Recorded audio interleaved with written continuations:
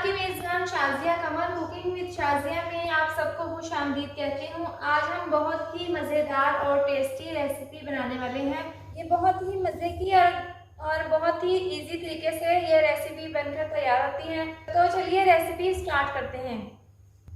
तो यहाँ पर हमने सबसे पहले 15 अदद हरी मिर्चें ली हैं। इनको अच्छे से धोकर हमने इस तरीके से दरमियान में कट लगाकर इसके तमाम मिर्चों के बीज निकाल लिए हैं। इन मिर्चों में जो हम मसाला भरेंगे वो आपको तैयार करके दिखाते हैं। तो सबसे पहले हमने यहाँ पर एक बाउल लिया है जिसमें हम 4 चम्मच भरकर पिसा हुआ धनिया डालेंगे। इसके साथ ही इसमें आधी चम्मच नमक की शामिल करेंगे और ये 6 अदद लेमन लेकर हमने इसका रस निकाल लिया है, ये इसमें हम शामिल कर देंगे। इसमें हम पानी शामिल नहीं करेंगे, इस लेमन के जूस से ही हम इसको अच्छे से मिक्स कर लेंगे।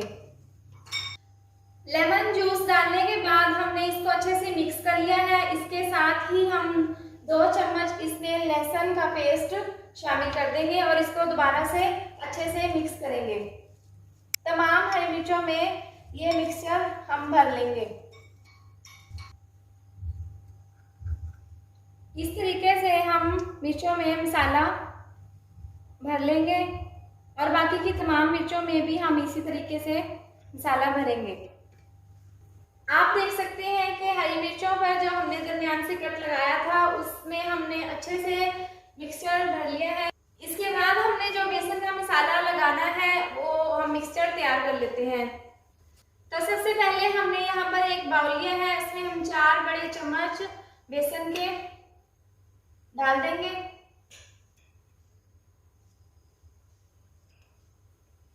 आधी चम्मच नमक की शामिल करेंगे, आधी चम्मच लाल मिर्च पाउडर की और इसके साथ ही हम इसमें आधा चम्मच जीरा की शामिल करेंगे।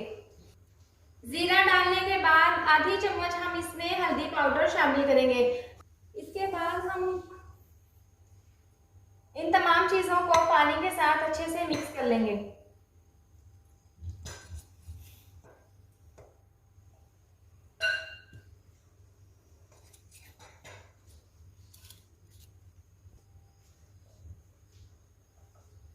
इस तरीके से हमने पानी डालकर मिक्सर बना लिया है। आप देख सकते हैं कि इस तरह से गाढ़ा बनाया है हमने। इसके बाद हम हरी मिर्चों को इस तरीके से बेसन में डीप करके इसको हम ऑयल में फ्राई कर लेंगे। इस तरीके से सबसे पहले हमने चूल्हे पर कढ़ाई रख दी है और इसमें हमने तकरीबन 1.5 पाव ऑयल को फुल गर्म कर लिया है। अब इसके बाद हम इसमें हरी मिर्चें डालकर इसको फ्राई कर लेते हैं। इस तरीके से हम तमाम मिर्चें इसमें ऑयल में डालकर फ्राई करेंगे। मिर्चों को आपने ऑयल में डालने के बाद आंच इसकी चूल्हे की बिल्कुल स्लो कर देनी है।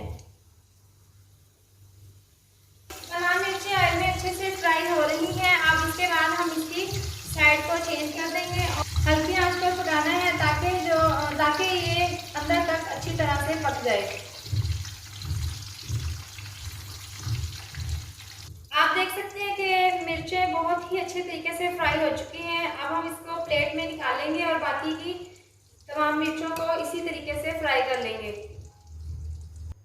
मिर्चों को फ्राई करने के बाद हमने डिश आउट कर लिया है। आप देख सकते हैं कि मिर्चों वाले पकौड़े बनकर तैयार हैं। ये बहुत ही टेस्टी और क्रिस्पी बने हैं। आप इसको घर पर ज़रूर ट्राई करें।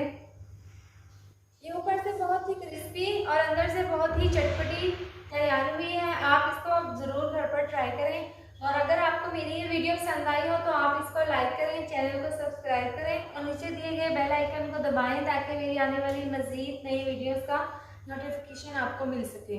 अल्लाह हाफिज़।